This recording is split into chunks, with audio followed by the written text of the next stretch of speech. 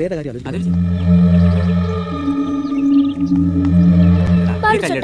ആ പട്ടി നമ്മളെ കടിക്കുവോ? നീ മേടിക്കണ്ടോ ഞാറ്റെ ഞങ്ങളില്ലേ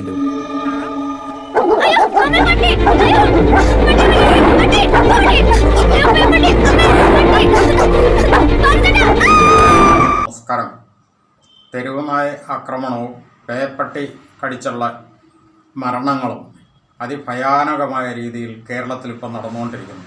ഇതിനെപ്പറ്റി നിരന്തരം പല ചാനലുകാരും പത്രമാധ്യമങ്ങളും എല്ലാവരും തന്നെ റിപ്പോർട്ട് ചെയ്യുന്നുണ്ടെങ്കിൽ പോലും കൂടെ ഗവൺമെൻറ്റിനെ സംബന്ധിച്ച് ഇത് അവർക്ക് എന്തോ ഒരു വെള്ളാന ആയിട്ടുള്ളൊരു സംഭവമായിട്ടാണ് പൊതുവിൽ കണക്കുകൾ സൂചിപ്പിക്കുന്നത്.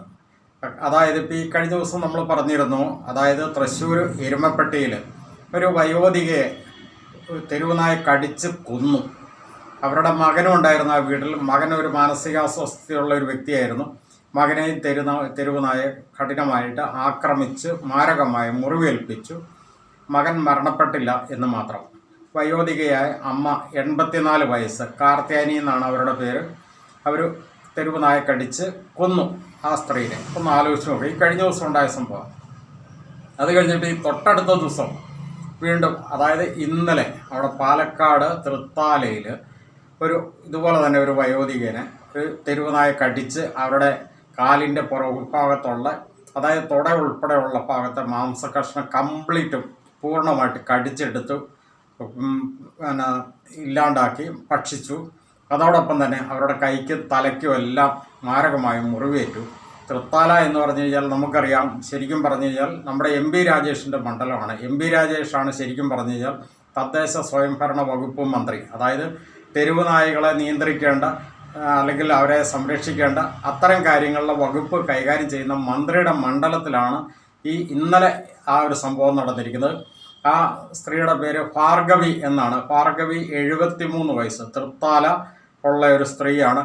അപ്പോൾ ഒന്ന് ആലോചിച്ച് നോക്കുക, തൃത്താല ഒതളൂർ സ്വദേശിനിയാണ്, 73 വയസ്സ്. അവർ മാരകമായ മുറിവേറ്റ് ഇപ്പോൾ ഹോസ്പിറ്റലൈസ്ഡാണ്. അപ്പോൾ ഇതിനകത്ത് നിന്നെല്ലാം കാണുന്നത് സർക്കാരിൻ്റെ ഒരു ഉദാസീനത എന്ന് പറഞ്ഞാൽ അത് ഉദാസീനതയല്ല, അതിനേക്കാളെല്ലാം ഉപരി ഇതൊരു വെള്ളാനയായിട്ടാണ് സർക്കാർ ഇതിനെ കാണുന്നത്. അത് മനസ്സിലാവണമെന്നുണ്ടെങ്കിൽ നമ്മളിതിൻ്റെ ഈ അടുത്ത കാലത്ത് ഒരു 10 വർഷത്തിനോടകം നടന്നിരിക്കുന്ന ചില കണക്കുകൾ നമ്മളൊന്ന് അറിയേണ്ടതുണ്ട്. അതായത് 2014 മുതൽ 2025 വരെ പേപ്പട്ടി കടിച്ച് മരണപ്പെട്ടിരിക്കുന്ന വ്യക്തികളുടെ എണ്ണം തന്നെ 105 പേരാണ്. സർക്കാരിൻ്റെ കണക്കാണ്, ചിലപ്പോൾ അതിൽ കൂടുതലുണ്ടാവാം. എന്താണെങ്കിലും സർക്കാരിൻ്റെ കണക്കിൽ തന്നെ 105 പേര് പേപ്പട്ടി വിഷബാധ ഏറ്റു മരണപ്പെട്ടിട്ടുണ്ട്. നമുക്കറിയാം, സ്കൂളിൽ പോയ കുട്ടികൾ ഒരു ആൻറ്റി റാബിക് വാക്സിൻ എടുത്തതിന് ശേഷം വരെ മരണപ്പെട്ടിരിക്കുന്ന ആൾക്കാരാണ് ഇതിൽ മിക്കവരും തന്നെ. 105 പേര്. അത് ഓരോ വർഷത്തെ കണക്കുണ്ട്. 2014 10 പേര്, 2015 10 പേര്, 2016 5 പേര്, 2017 8 പേര്, 2018 9 പേര്, 2019 8 പേര്, 2020 5 പേര്, 2021 ആയപ്പോൾ അത് 11 പേരായി, 2022 ആയപ്പോൾ അത് 27 പേരായി, 2023 ആയി കഴിഞ്ഞപ്പോൾ അത് 25 പേരായി, 2024 ആയപ്പോൾ അത് 26 പേരായി, 2025 ആയി കഴിഞ്ഞപ്പോൾ അത് 28 പേരായി.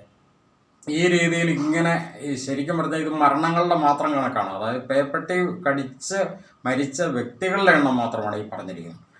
ഇനി തെരുവുനായ കടിയേറ്റവരുടെ കണക്ക് കൂടി ഒന്ന് പറയാം. 2014 1,19,000 പേർക്കാണ് തെരുവുനായ കടി ഏറ്റിരിക്കുന്നത്. ഓരോ വർഷത്തെ കണക്കാണ്. 2014 1,19,000, 2015 1,22,000, 2016 1,35,000, 2017 1,36,000, 2018 അത് 1,36,000, 2019 1,49,000, 2020 1,61,000, 2021 അത് ഇരട്ടിയായിരിക്കുന്നു. 2,21,000 പേരെയാണ് 2021 മാത്രം തെരുവുനായ കടിച്ചിരിക്കുന്നത്. 2022 ആയപ്പോൾ 2,94,000 ആയിട്ട് ഉയർന്നു. 2023 ആയപ്പോൾ അത് 3,06,000 ആയിട്ട് ഉയർന്നു.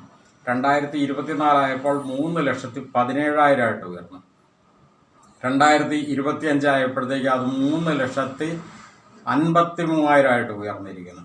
ഇനി ഇപ്പോൾ ഈ ഏറ്റവും പുതിയ കണക്ക് വേറെ വരാനുണ്ട്. ഒന്ന് ആലോചിച്ച് നോക്കുക. അതായത് ഓരോ വർഷങ്ങളിലും തെരുവുനായ കടിക്കുന്ന വ്യക്തികളുടെ എണ്ണമാണ് നമ്മൾ ഈ പറയുന്നത്. ഇപ്പോൾ ഈ കഴിഞ്ഞ 10 വർഷത്തിനോടകം തന്നെ ഏകദേശം 2024 വരെയുള്ള കണക്ക്, 25 വരെയുള്ള കണക്ക് പറഞ്ഞു കഴിഞ്ഞാൽ 12,69,000 പേരെയാണ് തെരുവുനായ കടിച്ചിരിക്കുന്നത്. 2025 മാർച്ച് 31 വരെയുള്ള ഒരു കണക്കാണ് പറഞ്ഞിരിക്കുന്നത്. ഇപ്പോൾ ഈ ടാലിങ് വെച്ച് നോക്കുകയാണെങ്കിൽ 2026 ഈ മാർച്ച് 31 ആകുമ്പോഴത്തേക്കും ഏകദേശം അതൊരു 15 ലക്ഷം പേരെ തെരുവുനായ കടിച്ചിട്ടുണ്ടാവണം. ഒന്ന് ആലോചിച്ച് നോക്കുക. ഈ 15 ലക്ഷം പേരെ തെരുവുനായ കടിക്കുമ്പോൾ ഒരു വ്യക്തിക്ക്, അതായത് നമുക്കറിയാം ഏത് നായ്ക്കൾ കടിച്ചു കഴിഞ്ഞാൽ പോലും സ്വാഭാവികമായിട്ട് ഇപ്പോഴത്തെ രീതിക്ക് നമുക്ക് റാബിക് വാക്സിൻ എടുക്കണം, ആൻറ്റി റാബിക് വാക്സിൻ എടുത്തേ പറ്റുള്ളൂ. അങ്ങനെയാണ് എങ്കിൽ ഒരു വ്യക്തിക്ക് എടുക്കുന്ന റാബിക് വാക്സിൻ്റെ ചിലവെന്ന് പറയുന്നത് ശരാശരി 1,500 രൂപയാണ് ഏറ്റവും കുറഞ്ഞത്. അപ്പോൾ ഒരു 1,500 രൂപ തന്നെ വെച്ച് കൂട്ടിക്കഴിഞ്ഞ് കഴിഞ്ഞാൽ ഈ 15 ലക്ഷം പേർക്ക് വരുന്ന വാക്സിൻ്റെ ചിലവ് എത്രയാണെന്നറിയാമോ? അതായത് 225 കോടി രൂപയാണ് ഈ മെഡിസിന് ചിലവ് വരുന്നത്, അതായത് നമ്മുടെ സർക്കാർ ചിലവഴിക്കുന്നത്. അപ്പോൾ ഇതിൽ നിന്നും നമ്മൾ എന്താണ് മനസ്സിലാക്കേണ്ടത്? അതായത് ഈ വാക്സിൻ കമ്പനിക്ക് കോടാനുകോടി രൂപയുടെ ബിസിനസ് ഉണ്ടാക്കി കൊടുക്കുന്നതിലൂടെ ഇതിന് ലഭിക്കുന്ന ചില ആനുകൂല്യങ്ങൾ, ആ ആനുകൂല്യങ്ങൾ എങ്ങോട്ടൊക്കെ പോകുന്നു എന്നുള്ളത് നമുക്ക് കഴിഞ്ഞ പ്രാവശ്യത്തെ സുപ്രീം കോടതിയിലെ ആ വിധിയും സുപ്രീം കോടതിയുടെ ആ കേസ് നാൾ വഴികളും പരിശോധിച്ച് കഴിഞ്ഞാൽ അറിയാം. അതായത് ഈ വാക്സിൻ കമ്പനിക്ക് വേണ്ടിയിട്ട് സുപ്രീം കോടതിയിൽ വാദിച്ചത് ഇന്ത്യയിലെ ഏറ്റവും പ്രഗത്ഭരായിട്ടുള്ള ഒരു 1/2 ഡസനോളം വക്കീലന്മാരാണ്. അതായത് ശരിക്കും പറഞ്ഞാൽ ഒരു സിറ്റിങ്ങിന് പോലും കൂടെ 1 ലക്ഷം 1.5 ലക്ഷം രൂപ ഫീസ് വാങ്ങുന്ന ഇന്ത്യ എന്ന മഹാരാജ്യത്തെ ഏറ്റവും പ്രഗത്ഭരായിട്ടുള്ള ഏറ്റവും ഉന്നതരായിട്ടുള്ള 1/2 ഡസനോളം അഡ്വക്കേറ്റ്സാണ് സ്വാഭാവികമായിട്ട് വാക്സിൻ കമ്പനിക്ക് വേണ്ടിയിട്ട് വാദിച്ചത്. സർക്കാരിന് വേണ്ടിയിട്ട് അഡ്വക്കേറ്റ് ജനറൽ വാദിച്ചു, സോളിസിറ്റർ ജനറൽ. ഇതാണ് സ്വാഭാവികമായിട്ട് സംഭവിച്ചൊരു കാര്യം എന്ന് പറയുന്നത്. അപ്പോൾ ഇവിടെ നമ്മുടെ കേരള സർക്കാർ കാണിക്കുന്ന ഒരു ഉദാസീനത എന്ന് പറയുന്നത് ശരിക്കും പറഞ്ഞു കഴിഞ്ഞാൽ ഈ വാക്സിൻ കമ്പനിക്ക് വേണ്ടിയിട്ട് ഒത്താശ ചെയ്യുന്നതിന് സമാനമാണ് ഇവിടെ തെരുവുനായ്ക്കളിൽ ഇങ്ങനെ അഴിഞ്ഞാടിവിടുന്നത്. അതിന് സർക്കാർ ചില നൂലാമാലകളും കാരണങ്ങളും ഒക്കെ പറയുന്നു എന്നുള്ളതിൽ കഴിഞ്ഞ് ഇവർക്ക് 1% പോലും ആത്മാർത്ഥതയില്ല എന്നുള്ളതിൻ്റെ ഏറ്റവും വ്യക്തമായ തെളിവ് കൂടിയാണ് ഈ രീതിയിൽ ഇങ്ങനെ അതിമൃഗീയമായ ക്രൂരമായ രീതിയിൽ മനുഷ്യരെ ഇങ്ങനെ തെരുവുനായകളെ കൊണ്ട് കടിപ്പിച്ച് കൊല്ലപ്പെടാനും അല്ലെങ്കിൽ മാരകമായ മുറിവേൽപ്പിക്കപ്പെടാനുമായിട്ടുള്ള കാരണങ്ങൾ ഉണ്ടാക്കി വെക്കുന്നത്. നമുക്കറിയാം ഇവിടെ ഇപ്പോഴത്തെ പിണറായി സർക്കാർ എന്ന് പറഞ്ഞു കഴിഞ്ഞാൽ അവർക്ക് എല്ലാ രീതിയിലും മാഫിയകളുടെ ഒരു കൂട്ടുമുന്നണി എന്ന രീതിയിലേക്കാണ് കാര്യങ്ങൾ പോകുന്നത്. കുറേ PR വർക്കുകളും PR പ്രവർത്തനങ്ങളും അല്ലാതെ ഏതെങ്കിലും രീതിയിൽ നല്ലൊരു പ്രവർത്തനം കാഴ്ചവെച്ചതായിട്ടുണ്ടോ? ഈ അടുത്തിടെ കൂടെ തന്നെ നടത്തിയിരിക്കുന്ന ചില ചിലവുകളും കൂടെ നമ്മളൊന്ന് ഒത്തുനോക്കണം. അതായത് ഈ അടുത്തിടെ സ്ത്രീകളോടൊപ്പമാണ്, സ്ത്രീകൾക്ക് വേണ്ടിയിട്ട് നിലപാടെടുക്കുന്ന സർക്കാരാണ് എന്ന് അറിയിക്കാൻ വേണ്ടിയിട്ട് സിനിമാ നടിയായ ഭാവനയെ വെച്ചുകൊണ്ട് ഒരു പരസ്യം നടത്തിയതിന് ചിലവഴിച്ചത് 38 ലക്ഷം രൂപയാണ്. അതുപോലെ തന്നെ വേടൻ എന്ന് പറയുന്ന ഒരു പാട്ടുകാരുണ്ടല്ലോ, ഇത്തിരി കഞ്ചാവൊക്കെ അടിച്ചിട്ട് പാട്ട് പാടുന്നു എന്നൊക്കെയാണ് പറയപ്പെടുന്നത്. അയാൾ കഞ്ചാവ് അടിക്കുകയോ MDMA അടിക്കുകയോ എന്ത് വേണമെങ്കിലും അടിക്കട്ടെ, എന്തൊക്കെയാണെങ്കിലും ശരി, അത് നിയമപരമായിട്ടുള്ള കാര്യങ്ങളാണ്. എന്തായാലും ആ വേടനെ വെച്ചുകൊണ്ട് പരസ്യം നടത്തിയതിന് 42 ലക്ഷം രൂപയാണ് ചിലവഴിച്ചിരിക്കുന്നത്.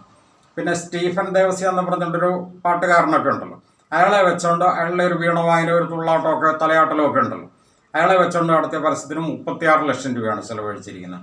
പിന്നെ മോഹൻലാലിൻ്റെ ഒരു പ്രോഗ്രാം വെച്ച് പരസ്യം നടത്തിയതിന് 2 കോടി രൂപയാണ് ചിലവഴിച്ചിരിക്കുന്നത്. ഈ പൈസ എന്നൊക്കെ പറഞ്ഞാൽ നമ്മുടെ നികുതി പണമാണ്. എന്നാൽ ഈ അടുത്തിടെ പാലക്കാട് ഒരു കുട്ടിയുടെ കൈ മുറിച്ച് കളയേണ്ടി വന്നു ചികിത്സാ പിഴവ് കൊണ്ട്. എന്തെങ്കിലും കൊടുത്തോ? ഒരു 9 വയസ്സുകാരിയായ കുട്ടിയുടെ. അതുപോലെ തന്നെ പനിയായിട്ട് ഒരു കൊച്ച് കോഴിക്കോട് മെഡിക്കൽ കോളേജിൽ ചികിത്സയ്ക്ക് വന്നിട്ട് അതിൻ്റെ കണ്ണ് തുറന്നെടുത്ത് കളയേണ്ടി വന്നു. എന്തെങ്കിലും കൊടുത്തോ? ഒന്നുമില്ലല്ലോ. അതുപോലെ കോഴിക്കോട് ഹർഷീന എന്ന് പറഞ്ഞിട്ടൊരു സ്ത്രീയുടെ വയറ്റിൽ കത്രിക കുടുങ്ങി 5 വർഷം കിടന്നു. ആ സ്ത്രീ അനുഭവിച്ച ദുരിതങ്ങളും സമരങ്ങളും എത്രമാത്രമുണ്ട്. ഏതെങ്കിലും ഒരാനുകൂല്യം സർക്കാർ കൊടുത്തോ? അതുപോലെ തന്നെ ഈ ആലപ്പുഴയിലെ ഈ അടുത്തിടെ ഉഷ ജോസഫ് എന്ന് പറഞ്ഞിട്ടൊരു സ്ത്രീയുടെ വയറ്റിൽ കത്രിക കുടുങ്ങി കിടന്നു. അത് 5 വർഷം കിടന്നു. അമൃത ഹോസ്പിറ്റലിലാണ് അത് റിമൂവ് ചെയ്തെടുത്തത്. എന്തെങ്കിലും കൊടുത്തോ? അപ്പോൾ സർക്കാരിനെ സംബന്ധിച്ചിട്ട് സർക്കാരിന് ഇത്തരം കാര്യങ്ങളിലൊന്നും യാതൊരുവിധ താല്പര്യങ്ങളുമില്ല. കുറേ PR വർക്കുകളും കുറേ പരസ്യങ്ങൾ, കുറേ കലാകാരന്മാരെ അല്ല കലാകാരികളെയൊക്കെ വെച്ചുകൊണ്ടുള്ള കുറേ ആഭാസ നാടകങ്ങളും ഇത്തരം കാര്യങ്ങൾ നടത്തി പൊതുജനങ്ങളുടെ കണ്ണിൽ പൊടിയിടുക എന്നുള്ളതാണ്. ഈ കഴിഞ്ഞയുടെ അതായത് PR വർക്കിന് വേണ്ടിയിട്ട്, സർക്കാരിൻ്റെ PR വർക്കിന് വേണ്ടിയിട്ട് തന്നെ ഒരു ഡിപ്പാർട്ട്മെൻ്റ് ഉണ്ട്. PRD എന്നാണ് അതിന് പറയുന്നത്, അതായത് പബ്ലിക് റിലേഷൻസ് ഡിപ്പാർട്ട്മെൻറ്റ്.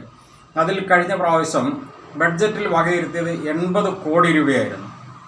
ഈ ഇലക്ഷനും കൂടെ വരുന്നു എന്ന് കണ്ടുകൊണ്ട് 22 കോടി രൂപയും കൂടെ അഡീഷണലായിട്ട് ഇപ്പോൾ അനുവദിച്ച് ഉത്തരവിറക്കിയിരിക്കുകയാണ്. അതായത് 102 കോടി രൂപ PR വർക്കിന് വേണ്ടിയിട്ട്. PR വർക്ക് എന്ന് പറഞ്ഞാൽ നമുക്കറിയാമല്ലോ, പിണറായി വിജയൻ്റെ മുഖം വലുതായിട്ട് പബ്ലിസിറ്റി ചെയ്തുകൊണ്ട് ഈ കേരളത്തിൽ അങ്ങോളം ഇങ്ങോളം എല്ലാം പരസ്യം ചെയ്യുക എന്നുള്ളത് മാത്രമാണ് PR വർക്ക്. നമുക്കറിയാം, ഏത് പത്രമാധ്യമങ്ങളെടുത്ത് നോക്കിക്കഴിഞ്ഞാലും TV-കളെടുത്ത് നോക്കിക്കഴിഞ്ഞാൽ സർക്കാരിൻ്റെ പ്രവർത്തനങ്ങളെ പുകഴ്ത്തിക്കൊണ്ടുള്ള ഒരു പ്രചരണം, അതുമാത്രമാണ് PR വർക്ക് എന്ന് പറയുന്നത്. പക്ഷെ അവിടെ ഉദ്ദേശിക്കുന്നത് എന്താണെന്ന് വെച്ച് കഴിഞ്ഞാൽ പിണറായിയെ പുകഴ്ത്തി കാണിക്കുക എന്നുള്ളത്. ഈ രീതിയിൽ ഇതെല്ലാം നമ്മുടെ നികുതിപ്പണമാണ്. സമൂഹം ഇത്തരം കാര്യത്തിനകത്ത് പ്രതികരിക്കുന്നില്ല എന്നുള്ളതാണ് ഇവരുടെ ഏറ്റവും വലിയൊരു താളം, അല്ലെങ്കിൽ ഇവർക്ക് ഏറ്റവും വലിയൊരു വളം കൂറായിട്ട് നിൽക്കുന്നത്.